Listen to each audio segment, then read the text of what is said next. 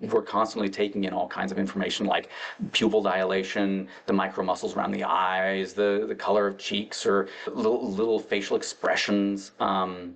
And so the risk here is if we're not doing the work that we need to do so that we can be grounded, calm, and and create that safe potential space for our clients to wrestle with their difficult stuff. If we get triggered, they're going to even if their eyes are closed, they're going to feel it, they're going to hear it, they're going to apprehend that and co-regulate with that, and that's going to magnify the sense of trauma, because now this space is not safe. Now this topic is now even less safe to talk about, even in the context of hypnosis with a trained hypnotist, right? All right. Hey, everybody. It is Penny here, and I'm back today with a guest. And he's not just any guest.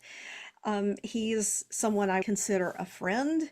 He is a colleague, and his approach to hypnotherapy intrigues me because he just has such an interesting background, and our connection and ability to have conversation really goes to this idea. There are some things that he and I have very, I wouldn't say differing opinions about, but we stand in different corners on some things. But yet at the same time, we have this level of acceptance and respect that we're both good people. We're here doing amazing freaking work in this world, and we don't have to be the same people to do that. So I'm excited for today's conversation. Just a little bit about Christian. He's an award-winning hypnotherapist, author, and an international speaker, and the Seattle Times calls him the best alternative therapist in the Pacific Northwest. He has written for the National Guild of Hypnotists. He has spoken there. He has written for the Five Path Journal.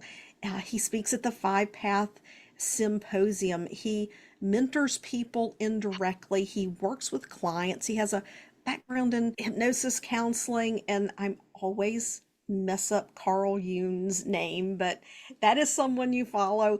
And I have been in his office, I have visited him, and I want to stay and play for hours because he does sand tray therapy. That's what I call it. I may be messing that up, but anyway, Christian, welcome. Take a moment, fill in the gaps of what I missed here, who you are, what you do, and we'll take it from there. Yeah, thanks, Penny. It's a privilege to be with you. I always enjoy our conversations, and we started drumming up the idea of having this conversation when we were sitting together at the symposium, and just bouncing ideas back and forth. You're one of my favorite people, favorite colleagues. Now don't butter me up too much. My head might get big. A little humbleness kind of walked out the door there for a second.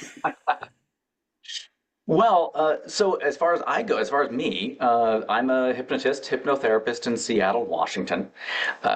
My master's was in religion, and so as part of that was pastoral counseling as well.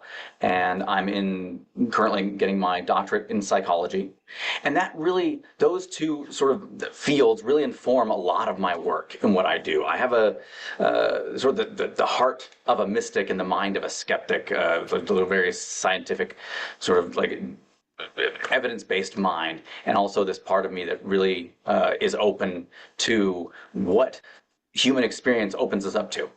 And I find a lot of that is actually welcomed in the sort of the psychology or the school of thought that follows Carl Jung, that is in the stream of his thought. And so the kind of work I do is I broadly think of it as more psychodynamic hypnotherapy, and in more or less a Jungian framework. Not that any of that needs to be, it needs to be the case in order to do the work that I do or work with people, but that's certainly the sort of how I'm informed when I come to that work.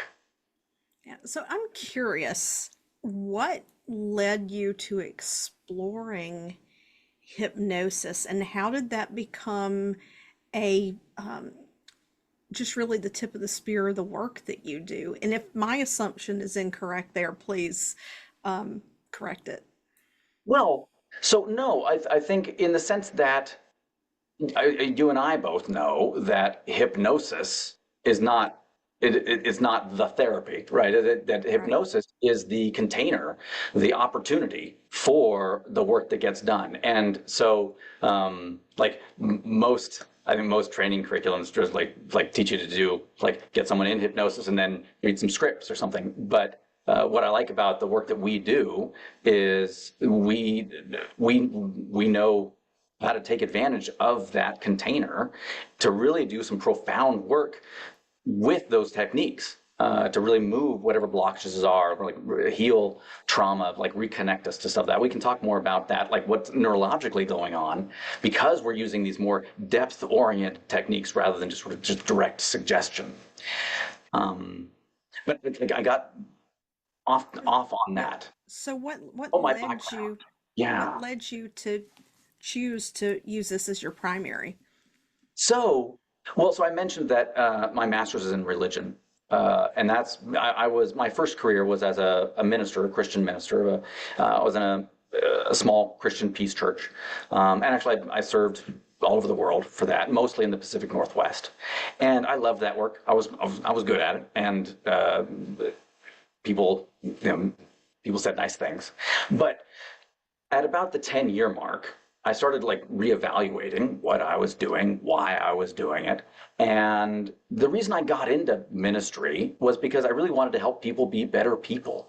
And I wasn't sure if I was really doing that. I mean, people would say nice things like that sermon changed my life or that marriage counseling really affected us, that sort of thing. But there was no accountability because I wasn't working with people one on one. So they weren't paying me and I wasn't holding them accountable. After about 10 years, there was an opportunity to segue away from that and more toward work, instead of working with groups of people, to work with individuals one on one. And so I was doing that as sort of an integrated wellness and life coach. So I had the sort of spirituality aspect covered. I got a nutrition certificate so I could talk about that. I got a physical training certificate so I could talk about that. And I was learning yoga and I was like studying feng shui. I mean, I was trying to be everything for my clients. And there was an opportunity to study some hypnosis. And I was throwing everything else into this. So I figured, well, I'll study some hypnosis. But even with that like remedial training, when I started using those tools, there was a quantum leap in the success of my clients. And so I went back and I was like, okay, there's really something to this. So I went and got some more legitimate training. And then there was another quantum leap in the success of my clients, and clients started coming to see me for the hypnosis and not for the life coaching. And just sort of following the breadcrumbs of the universe, discerning like this is where I was really finding the success. I was feeling good at it. I was good at it. I really leaned in and I searched for a program that sort of like satisfied both sides of my mind and it needed to be evidence-based, it needed to be systematic. I didn't want to like reinvent the wheel every time. It needed to be efficient and profound and effective. And it took a while to find that kind of approach. And the initial certification ended up being 5-path training. But once I did that, I hit the ground running. I went full time right away, and that's been my my favorite career to date. And it's where I really do see the movement of people. I'm really actually making an impact in people's lives. So that's where that came up. I didn't think originally of like wanting to be a hypnotist. I mean, I don't know who does that, right? It was something I discovered along the way, is like by seeing what worked. And I think the thing that you shared there, I think you mentioned it two, maybe three times, was the quantum leap Mm. that happens. And that's because hypnosis as a state of mind allows us to get past the mechanism. It's some people refer to it as the critical factor. I call it the filter Mm. that keeps us from changing beliefs that we already hold. Because if every time we got a new piece of information, if our mind had to automatically rewrite a new belief, our brains would be exhausted and we wouldn't be able to survive if we needed Yeah. to. So when we work with people in a professional, ethical, and integral manner to help them to achieve what they want, that happens because that when you start in the modality we use, we give people back their own words. And, Mm-hmm. and when you do that, it makes it so much more potent. And at the same time, we're dismantling those other beliefs. Whereas when you're using scripts, you're hoping and praying that something you say at some point as you're weaving and dancing with words and metaphors and stories and backwards and forwards and future and past and everything in between, you're hoping that at some moment you something hits where the subconscious mind Yeah. decides it likes that better than the old belief. I talked about that in a separate podcast episode in the past, the power of deciding. And Mm. our clients, they've already consciously decided, and the modality we use helps them to implement that decision in a very rapid and efficient way. I mean, what were your thoughts the first when you first started doing this root cause work that we do called Five Path? Um, right off, well, at first I was just amazed, right? And when you're a brand new hypnotist, even when you're a brand new five pather, right, you're trying to just get it right. And one of the great things about five path is it's a systematic approach, and so there's things you do, and we know at certain points we have criteria that like we know if we've done that work and we're ready to move on, or not. And if we haven't, we know we need to do more of those things.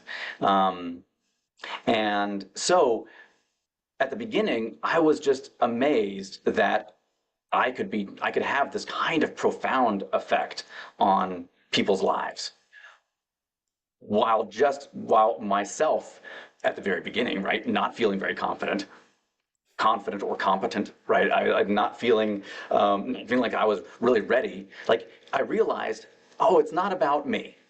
It's about me helping the clients be their own best hypnotherapists for themselves. I just need to make I just need to facilitate that happening. And yeah, so that's when starting out, I was just in awe, is what it was. I feel like I'm, of course, much better now after near a decade, but again, I'm still in awe of it. Yeah. You know what? I tell people that my mind is always blown, but I'm no longer surprised. Yeah. If that makes a Yeah. difference. So Yeah. I was thinking about this actually something very similar earlier. I didn't mean to cut you off there. Yeah. But so I had like several clients in a row said something to the effect that you must be just exhausted after every day because hearing these tragic stories and just dealing with people's really, like sad, horrible trauma experiences. It must just be like terribly burdensome to you. And I mean, I tried to be sympathetic. I mean, like, yeah, I hear people, but actually, it's not tiring at all for me because I hear these stories knowing how they're going to end. Right, I know where we're going to be going, and so for me, like it's all just the setup. It's like when you watch a good movie, of course there's going to be tension, there's going to be something bad that happens at the beginning, but you know that the end of the movie is going to be really good. It's going to be resolved somehow, right? Especially if you've seen the movie before. And so that's how I feel about it. That like when people bring this pain to me, I'm sympathetic, I'm empathetic, but I'm also hearing it as this is just the setup for their liberation, for their transformation. Uh, That is yeah. so beautiful. I got chills when you said that because liberation is such a perfect word because people are trapped in Mhm. old identity. and they don't understand where it's coming from often, which you and I are going to dive into in a minute. It's the whole purpose of this conversation.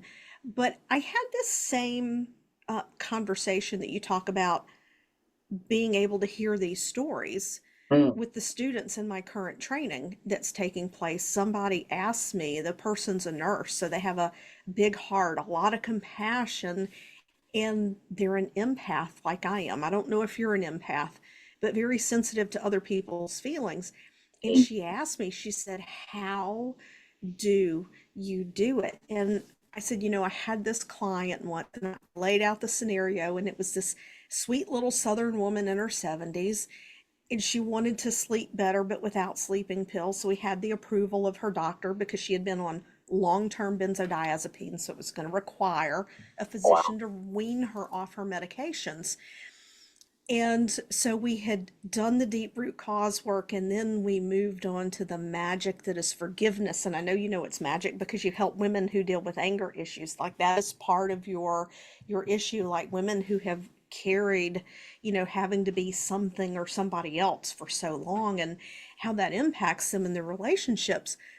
We get into the forgiveness work, and I had expressed to them that what people think is the problem is not always the problem, and that sometimes there are much bigger things going on they never tell us about. And it never even comes up in the root cause work, but it will come up in the forgiveness work. And in the middle of that forgiveness, sweet little Southern Methodist lady, probably not even 5 feet tall, she starts flailing and dropping F bombs like you would not believe. And when she said what she said, what came out of her mouth, I immediately felt my heart. I was just like, if I could have gotten a pitchfork and went after the person she was doing the forgiveness work with. And Mm. in that moment, I was doing a lot of coaching and work on myself at that moment. And I was like, whoa, I can't take this on, right? Because it steals your objectivity. And the words I came up with were compassionately detached, because the word detached means to be an observer, an objective observer. That's detachment, and that's the words that I took on to describe that. But, I told them, I said, if something really triggers you, to use a word, there's healing there for you to do. Like it's a mirror for you. Hey, here is your next step to heal yourself. Because if we don't stay on that journey, I would love your take on this. If we don't stay on that journey of evolving ourselves so that we can listen, have, compassion and a lack of judgment and an acceptance that people are where they are. It doesn't make them bad or good. Their experiences don't make them bad or good. What matters is that they want to be better. What's your take on that? Yeah. Well, yeah, I think really like that it's key that people continue to do the self work. Because you're right. If we don't, it will come up. It will come up and it will send us sideways, and we will not be the helper, the hypnotist or hypnotherapist that we need to be for our clients. We're going to be going on our own stuff. And this will get back to what we're talking about with the neurology and mirror neurons. There's ways that we co-regulate with each other. The humans are just hardwired through millions of years of being a social species. We're hardwired to co-regulate with each other. And Can you take a moment and explain what that is? I'm sorry to interrupt, but before we get that's too okay. far, what is co-regulation? So co-regulation so it's built on the idea that one of the aspects of being in a social species is that we adjust our emotions based on the emotions of the people around us, right? So if we are in a tribe and we need to know if there's a danger or if there's a big sound and it's not a danger, I need to know that too, right? So like one of the ways we know if we're safe or not, or how to feel in a situation, is by consciously, and a lot of it, of course, 90%, 99% is unconscious, is co-regulating emotionally, matching ourselves up with the emotions of the people around us. And also, I mean, we're influencing other people because they're co-regulating with us. Um, and I mean, we're hardwired to do that. We do it unconsciously. There's all kinds of, we're constantly taking in all kinds of information like pupil dilation, the micromuscles around the eyes, the color of cheeks, or, little facial expressions. And so, so the, the risk here is if we're not doing the work that we need to do so that we can be grounded, calm, and and create that safe potential space for our clients to wrestle with their difficult stuff.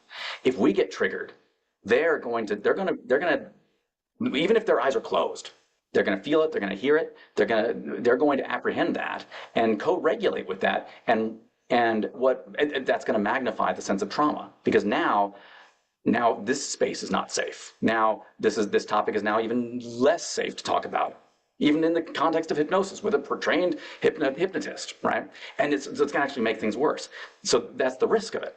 There's also the positive possibility that if we do that work and we stay in that grounded, for lack of a better word, right, that centered, safe space where we're able to put our stuff aside because we've worked on it, right, and we are able to be that detached, compassionate space, to hold that for them, then we can actually allow them to have to walk through that difficult scenario, have those feelings, experience those memories, but in the safety of co-regulating with us, knowing that overall we're safe, you're safe, you can do this. And this is part of, I think this is part of what's going on when we're doing really good hypnosis and hypnotherapy. It's not just about getting them to some sort of mental state. It's where we can continue to hold and shape the suggestion that they are safe. And so even though somebody else is doing something, saying something, feeling something, that they don't have to take that on, because we're co-regulating with each other. Am I answering your question? You Okay. are, and I'm about to put the mystic in you on the spot. To what degree do you hypothesize or feel that there is an energetic and spiritual component to that co-regulation on an unconscious level? Yeah. So the middle space between my evidence-based mind and my mystic mind. Not that mystics don't have evidence. My scientific mind, critical mind. The middle space is that it actually I can take confidence or take faith in the reality that it really doesn't matter what my theory about how it happens is, right? Because whether I want to think of it as totally energetic or angelic beings or spirits or whatever, or if I think of it as co-regulating my nervous system, right? Either way, humans being what we are, we can actually there's lots of different ways to couch this language, coach these responses. And so if if if we want to talk about it as energetic, that's totally fine. If we want to talk about it as mirror neurons, that's fine, right? It's oftentimes more accessible and more manipulable, more useful if we use kind of more visualized language like energetic, exchange, or light workers. There's something really meaningful about using these kind of visual metaphors, because it's intuitive. And of course, the subconscious, the unconscious, all of that is image. It's image driven, feelings driven, rather than words. So it's oftentimes more useful to talk about spirit in these spiritual terms. Yeah. Yeah. They're still not even sure where our consciousness resides, if it's even in the brain. So that, I was just wanting to kind of dip in there a little bit because I love my Well, spiritual yeah. side. Well, you Some were. people call it woo woo, but you know, if we're co-regulating and it's our nervous system, it's our electrical bioelectrical field Yeah. It is at play. Aura or the etheric body, something. Yeah, Yeah, yeah. yeah, and quantum entanglement. But you and I had connected today. Connected today. We're We're talking about this neurobiology piece and the work that we do. I know I haven't kept track in a spreadsheet, but mentally, I remember a lot. I have ADHD and I remember some of the most bizarre stuff that I don't need to know, and the stuff I need to remember, it's like, what? Either way, I know the numbers roughly in my mind, so I'm curious for you. I invited you on because I wanted to talk about this concept of implicit memory and explicit memory, because many times I will have people who reach out to me, they want to do the work together, and they're like, you know what, I'm really not sure I want to get into this because I'm afraid there's something horribly traumatic that I blacked out because I don't remember any trauma. And you and I know that an emotional air fingers quote trauma does not have to be what the adult logical thinking mind would put into a box of trauma. And it may be that we don't remember the root of it because it's an implicit memory and not an explicit memory. So I'm just going to put it to you like that, and I am going to allow you to lay this out how you wish about the two types of memory. And what percentage of your clients do you think most of it lies in implicit versus explicit? Mm, it's a really good question. Um, and it's tempting to jump into that one first. But let's start with the idea of this what implicit versus explicit memory is, because it also has to do with the way we're able to take in information, these things we've just been talking about, because we know that the conscious mind, that we're like with our conscious attention, that we're able to perceive, to account for between 5 or 6 and 50 bits of information per second, like consciously take care of that and take account for that, depending on the attention span and how tired we are, whether we've had our ADHD meds or whatever. And so, but the subconscious or unconscious mind is able, that implicit part of ourselves is, and that's more like body sensory data, the things that we're not paying attention to, that we're still absorbing all of that data for. That's something like 11 million bits per second. So if you think about like, like the proverbial tip of the iceberg, right? Because of the way ice is, about 10% of the iceberg sticks above the water. But if we're like 60 bits per second versus 11 million, I mean, that's not even like a sliver of the iceberg compared to what's actually underneath the surface. And so this now we get to like how that's encoded in the brain. And so we have these two kinds of memory. And explicit memory is what we usually think of as what memories are, right? They're like, we can remember them having happened in the past. And even if we don't remember exactly when it happened, we know it happened in the past. Like, I don't know when I learned 2 + 2 is 4, but I know it happened in the past. And that's also called episodic memory or autobiographical memory, right? We have an idea of it happening. And so those are explicit memories. Implicit memories are not experienced as happening in the present. Implicit memories, another term for implicit memory is procedural memory. And this is the kind of data we absorb and encode as just the way the world is, right? We don't even think about it, like gravity or language, and to a certain extent, like all these facial expressions and that sort of thing. And like that's all procedural memory, the implicit memory. It's implicit because we're not consciously aware of it. And a lot of it, the vast majority of it, is sensory data, including our feelings, our emotions, how those are processed in the body. And it also informs how we move through the world, right? What situations are safe? How do we respond to people or situations that are not safe or in certain ways, right? And So there's like, again, there's the comparison. What gets encoded in as explicit memory is significant. I mean, it's meaningful, but the vast majority of our experience is encoded as implicit memory. And again, that's the difference is, so like explicit memory, I remember it happened. So when I remember it, I know it was a memory. But implicit memory, when that is remembered, I don't experience it as a memory. I experience it as just taking place, as what is happening, what is. So if I have an implicit memory of feeling scared, I'm not remembering being scared. I am scared.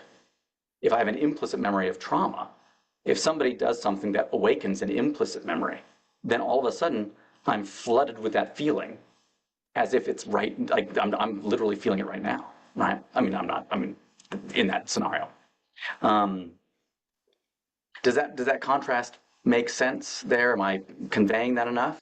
It does. And you've actually given me another layer to that in terms of the procedural memory. I often, because I haven't dug into the psychoneurobiology of this, I usually call it imprints. We have an imprint of what was happening in our surroundings in the emotional attachment of whether or not it was safe and secure. And you've really taken it to another level, because I have explained so many times, and I'm getting confirmation, I'm getting chills from the top of my head to the bottom of my feet right now, where I've had so many times where my clients, the root cause of the fear that either makes them take on this adaptive behavior that they need to people please. For example, this one client, it was an adaptive behavior, people please, because he was in his mother's arms and she got a phone call and it wasn't good news. And when he saw her lose the sense of safety and security and happiness on her face, his impression was, something's happened to mom. I have to fix this, because he needed to fix her, because her safety and security projected his safety and security. And he became a lifelong people pleaser. From that, I mean, you've taken me to another depth here around procedural memory. Like, this is my procedure. And it makes me think of, I can't remember if it's the anterior cingulate gyrus or the nucleus accumbens, that is our behavioral adaptation to our survival inputs. Yeah. Okay. So that brings us actually to a really great point, because you were talking earlier about the critical factor, or the filter, right? And what prevents us from like changing that underlying programming. And you were describing our thoughts aren't necessarily like the conscious mind. They're what we are deliberately thinking. And those explicit memories that we have, sometimes they actually can be connected with the implicit data from those memories. They can be like connected to the implicit memories. Sometimes, though, that's not necessary. Sometimes those explicit memories cannot be. They're not connected to whatever implicit memories, implicit data. Sometimes you can have an experience and actually encode the implicit memory and not encode an explicit memory. And so when we're talking about like brain development, for the first 4 to 7 years of our lives, well, only about like when we're like 4 years old, we start developing the cortex, the possibility of encoding explicit memories. Up until then, broadly speaking, we don't have the ability to encode explicit memories. That's all implicit memories. So a lot of these key early years, when we're developing all these underlying programs, these imprints, these assumed understandings about how the world works, right? What's safe, what's not, how to deal with that. That's all out of explicit memory. So so when we're like, if you're just doing like talk therapy or something, or if we're just like having a conversation talking about what we know, what I know is my memories, there's not a way. It's not like it's not easy at all. Like sometimes it's not even possible to like actually reach in and access that implicit information. And that's what's so great about hypnosis, when we're able to like circumvent that division and use, when we're doing the root cause work that you mentioned, we're starting with the feelings, right? And the feelings, of course, are coming from this subcortex part of us, the amygdala, the ACC that you were talking about. That's where our emotions reside, and that's that implicit information, right? So we're tracing that back, and sometimes we'll have explicit memories, sometimes we won't. But really, and all of our clients, at least mine do, like they're always shooting for the explicit memory because that's what they know as memory. But what we're really, and that's really just the surface, what we're really shooting for is that emotional information. And so really those are just the hooks that we use to bring up that subconscious material, that emotional material, because once it's actually brought up, once we're feeling it, then it's available to be worked with and it's available to be healed. We need to feel it in order to heal it. And so if we're not able to, if we're not doing that, if we're just working on the surface level of like what my conscious memories are, we're not getting at what the real programming is for that's outside of conscious awareness. Having this conversation, I'm getting ready to do some intense marketing around my book I wrote, Breaking the Fibro Code. Mm. And there's, an intense amount of belief that those epigenetic changes are rooted in Airfinger's quote, trauma. And for some people, there will be a significant event, what we would call a symptom producing event that's recognizable. But to get people to understand that you could have a wonderful, healthy childhood, but have an event like my client had where he witnesses his mother having this experience and it changes his adaptive behavior Mhm. for the rest of his life until you go in and unlock that. So this is just like giving me a whole new perspective on this now. What percentage of your clients, when you do the work, 'cause we can have explicit traumas that Mhm. are not only the symptom producing event, but they're also the initial event because they didn't have really any intense imprints, as I call them, or procedural memory that get connected to this, and we can solve the problem by addressing that. But what percentage of your people do you feel the issue is rooted in this procedural or implicit memory where we don't have a recall for this mechanism that's playing out in our lives? Mm. I would say the majority, probably 80%, are able to find that that that that that implicit root. I mean, they don't think of it that way, right? But when I'm reflecting on the work that we're doing, I'd probably say at least 80%, like the vast majority of mine are. Um, and what what you made me think of was like, for an example, uh, a client had has psoriasis, really painful skin flare-ups, and scaly bits, and what happens with psoriasis is the skin doesn't know that it's not supposed to stop growing, so it just keeps on piling. It's trying to heal itself, but it ends up like really sort of fighting itself. Right. And when we traced that back, actually, that very physical thing that's a physical diagnosis. But when we were able to trace that back, where that started was that client's 3-year-old self when they witnessed their house burning down. Uh, nobody was hurt. They were outside of it, but they saw it happening. And for a 3-year-old, that was so. I mean, it would have been upsetting, like, to anybody. Right. I'm sure But the parents 3-year-old, were upset too. yes, yeah, yeah. And so this gets to the idea of like what trauma is. Trauma, so like a general description of it, is any experience that exceeds our ability to adaptively respond or integrate that experience, right? And so as we get older, of course, we have more capacities, and we do encounter things that like violate us so much that we cannot integrate it, right? And those we'd probably call like capital T traumas. But if we think about like a 3-year-old, it doesn't take much to exceed the adaptive or the integrative capacities of a 3-year-old because they don't know much about the world, right? And so there's a whole series, like, so the past, like, there's probably a whole lot of those first many years when we're not encoding explicit memories, at least not many. Um, and uh, and we're constantly experiencing things that exceed our ability to integrate.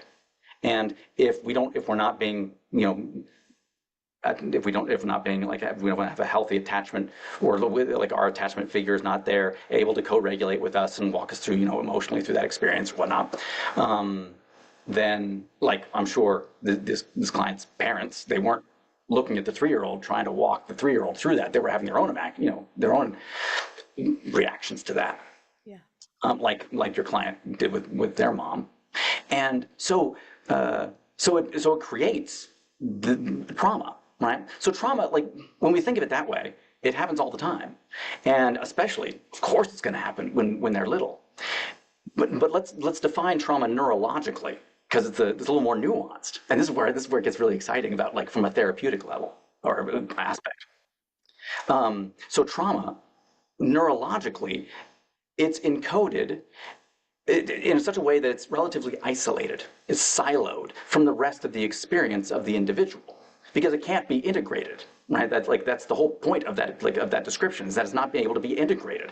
The brain doesn't know what to do with that, and so it encodes it in such a way that it's isolated, and it's not accessible.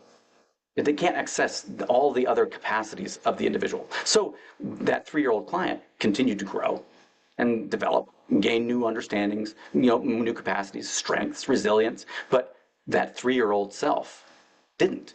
That the experience that had that experience, that part that had that experience, was still stuck there. And then anytime that and this is like the thing when, like, if you ever drop into that space, then now you're in that space and you don't have access all of a sudden to all these capacities. And this is how I think sometimes we can get stuck in, we can get, like, hijacked in our minds and get stuck in a totally weird way of thinking that, like, out of that space, we're like, oh, what was I thinking? Of course I don't have to respond that way. But when you're in there, right, you don't have access to all that, so the other things. So neurologically, it's siloed. So when we're able to go back with these techniques, we're able to go back and take the adult self, and in this safe space, the safe container of our co-regulation, right? Like, we can do this work. You can go back to that painful spot. We can drop in there and be with that 3-year-old and actually walk that 3-year-old through. Hey, this is what's going to happen. You're going to be safe. You're still going to live there. The house is going to be rebuilt. Everybody's safe. Everybody's fine. Everything's good. And so what we do is, like, we start connecting. Like, you're going to be safe. You're still going to live there. You're happy. Your family's going to be happy. No one's hurt, right? You're going to get to grow up. You're going to have fabulous experiences, right? You're going to go to campfires where fire is going to be a beautiful thing. It's going to be like a sacred thing, right? Like, we just start connecting with all these things that, of course, that the adult knows. And so the more we can integrate and integrate that 3-year-old part into and have access to all the other resources of the adult, then literally, neurologically, it's not trauma because we've unsiloed that, and that's like a neurological description of the same kind of things we're doing emotionally in our in this root cause work. Yeah. Something else popped into my mind, and I swear this conversation could go on forever because where my mind went is when you talk about it being siloed and needing to get the integration. This is why so many people think they should start with parts work, but that's not Mhm. necessarily true because they may have been previously encoded in their adaptive responses before that even happened, even though there's a lack of integration of Mm. what is lack of ability to integrate what has happened to them in that moment, which is why what makes our process so unique is because if we landed in that moment of three may feel like that's new, Mm. but we have a way of confirming that the actual emotion tied to that event that was siloed off whether or not that was the first time they've ever experienced or imprinted Yeah. that emotion. And I think that is just the diamond in the Mm, rough of what we do. And I agree, 80% of my clients are probably age one or less. And I would probably mm, say close to 50%. It depends because things flux and flow. But there yeah. are periods of time where I would say 50% of 50% of that 80, it's around the birth experience and the shock of the birth Mm. experience. Because, you know, biologically we're supposed to get that immediate bonding. And in American How, society, we don't how do would that. that You be? get whisked away to a warmer, Yeah. and it's light, and it's bright, and it's cold, and it's Yeah. noisy. Wow. Yeah. Yeah. Yeah. People poke and prod you. Like, yeah. Yeah. Yeah. Yeah, but like that if you hadn't experienced trauma before that in the womb, that would certainly be that would be the first traumatic experience, right? It would totally exceed your ability, your capacity to Yeah. yeah, to adapt, yeah, integrate that. Yeah. Yeah. So, how would you wrap this up? Everything that we've talked about, like if there was one really big takeaway for someone who's either not sure if this work is legitimate from the perspective of being a potential client and saying, well, I'm not really sure I buy into this whole idea of Mm. something procedural that I can't remember running my life, or someone thinking, is this legit to pursue as a profession? What would you say?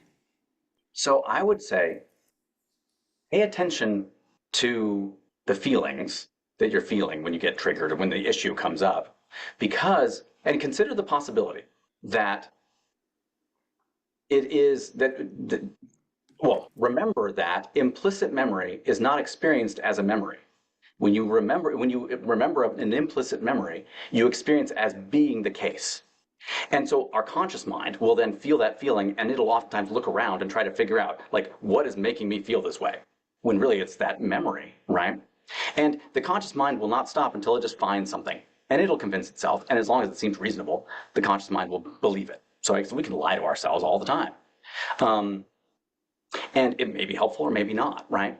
But if we can if we can ground ourselves in the possibility that that reaction, that response, that automatic response, or the reflection, or the like, the feeling, might not be what it looks like on the surface. That's like the door, that's the window, that's the possibility that opens up uh, the question of identifying what at root might really be going on.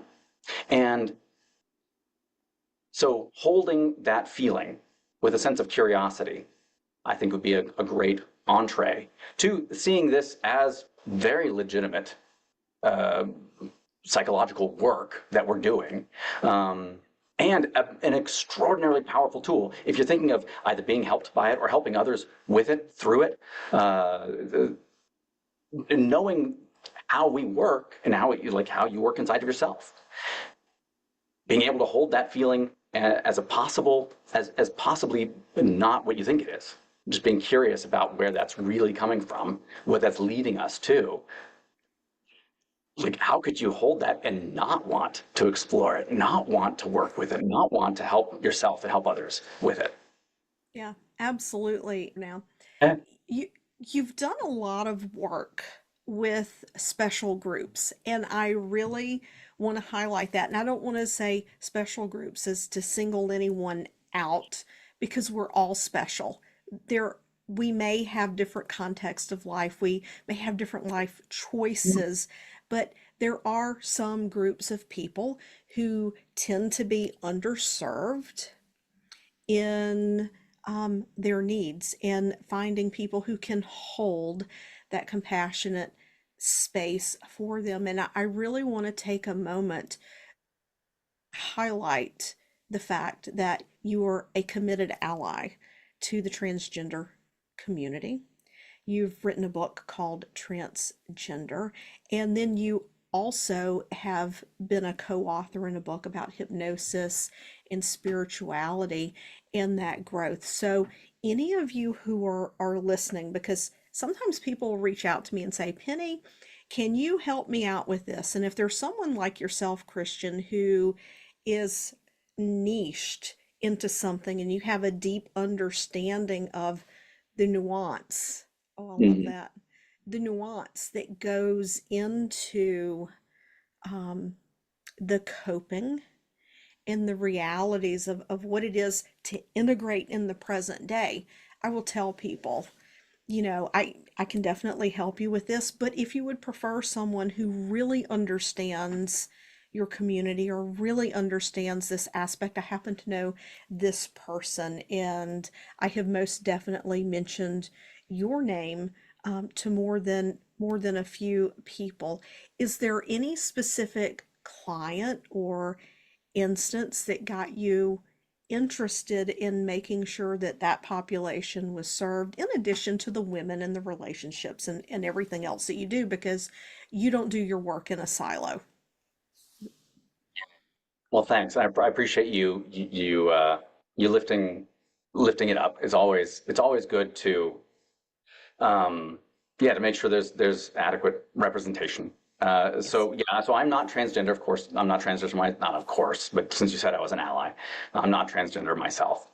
I'm cisgender, which means I identify with the gender that I was assigned at birth, and I so at about the same time that I was exploring hypnosis, being trained in hypnosis, at about the same time in my life, there were some key, really close family members that were starting that journey, starting a journey of gender diverse identity, and so it was on my mind, right? Like learning alongside them, wanting to support them, wanting to like being brought into the community with them, having all of my feelings, right? Like, the thoughts and feelings, and so at the same time, or contemporaneously with going through training, learning about these tools, and also using them to work on myself, it seemed natural that I would want to bring to that whatever work I do. I would want to bring. I would want to have it like oriented toward helping the transgender population specifically. And it's been wonderful. It's been delightful, and it's really brought me into contact with a lot of special people, the profoundly both the other like transgender therapists, allies in the community, and also transgender individuals, gender diverse individuals. It's been very fulfilling work. It's been one of the best decisions of my practice to make my work explicitly affirming and open. And at first, that was just me sort of bumbling through it. But then, after a few years, I mean, you didn't really ask this question, but I'm going to go this direction. After a few years, I noticed that this was not a conversation that was being had among professionals at hypnosis conferences, and so I pitched just giving like a 1 hour talk about how do like what does it mean to work with transgender clients, and that it went well. They invited me to speak again and expanded to 2 hours. Then I was starting to meet actually transgender hypnotists who at that point might not have felt safe to come out, but then they actually joined me in team teaching. And I've now presented all over the world on working it. And so I built a sort of a curriculum on this. And then and so that's what ended up being just like in a weekend, I finally just said, okay, I just need to write this out. In fact, one of the people in that community, they were like, you just write the book. Right? And so I wrote that out, and that's actually so it was edited by a transgender hypnotist, a therapist, and actually Samuel Lurie wrote the foreword, who's himself a transgender hypnotist, therapist, Yeah, so it has been it's been a really great part of my practice. Yeah, I think that my exposure being down south, I remember there was a young man. This was before, gender reassignment surgery was something that was really accessible. And, you know, people around town, like I don't think that young man could go anywhere. And I remember working when I used to work at Sonic. I was a car hop, and I remember one late Friday, Saturday night, pulled up right before closing in his car, and there were some other people in the lot. It was late. And they were inappropriate. And I sat there and I watched my manager. He went out there and he threw those people out for treating him the way that they did. And it was just verbal bullying. But, you know, people get that kind of thing all the time. And then after I became a nurse, I had a friend of the family that came out and was diagnosed with AIDS.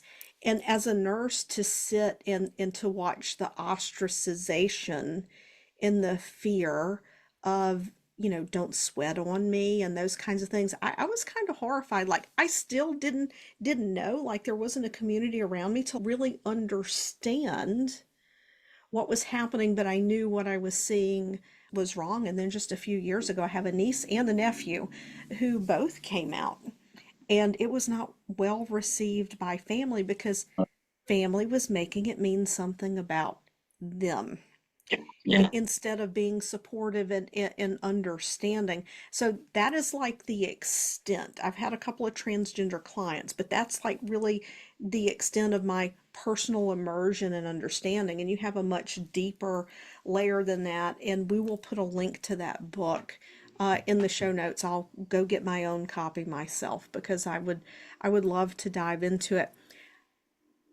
We need to have more conversations because I could go on another hour, and we're almost an hour into this conversation. So let people know where they can find you. If there's a way that they can get your newsletter or whatever you have to offer, or follow you on social, let them know. I know you're over on LinkedIn. We can put the link to that as well. So I'm going to let you wrap it up. Yeah. So my business website is www.wholehealth.today. So WHOLEHEALTH dot today, not .com or net, something like that. Dot today. That's my practice. I also have a personal website, Skoorsmith.com, SKOORSMITH, all one word, .com. And you can find my books at either place. And yeah, so my Facebook, you can look me up by name or Whole Health Hypnosis. You can find me both ways, and in LinkedIn. Yeah, I'm not a terribly big social media user, but I try to keep up with at least a few things. That that's probably best for your mental health. And but now with people going more to TikTok and Pinterest to do their search over Google, it's getting interesting. So everyone, I hope that you have enjoyed this episode as much as I have. So wherever it is that you are listening or watching, please leave a comment. Please subscribe. Let us know if you enjoyed this conversation, what questions you have, and I have a feeling we're going to be coming back soon for a part two, unless I have just completely broken Christian's brain, which I don't believe I have, because there were some questions that we didn't get to that Mm. I wanted to touch on because where we were going organically was so good. So be sure to subscribe, leave those comments, and if you're listening to this today, it is election day. It is November 5th, and I'm having 4 heart and soul hypnosis sessions today. They are completely free. They are to help you to break away from all the emotions that are happening right now today. Click the link below, sign up. It's at 10 a.m., 2 p.m., 4 p.m., and 7 p.m. Central Standard Time. You will get a link to join. All you got to do is show up in a safe place, not be driving your car, riding your bike, watching your baby, or nothing like that. And you can, the hypnosis itself will be somewhere between 20 minutes, half an hour. Because as of the recording, I haven't fully formulated yet. But come take a time out, get your bliss on, tap into some peace, and I will see you all next week. Thank you, Penny, for this opportunity. Thanks for offering this, offering those, sort of like a way to be good and not be, not associated with partisan politics. That's so profound today. And Yeah, thanks, Space, for bringing me on. I really do appreciate it. I love our conversations. yeah, I loved having you here, and I felt like people just need a space to go where they can be free of all that noise and Yeah. just take care of themselves.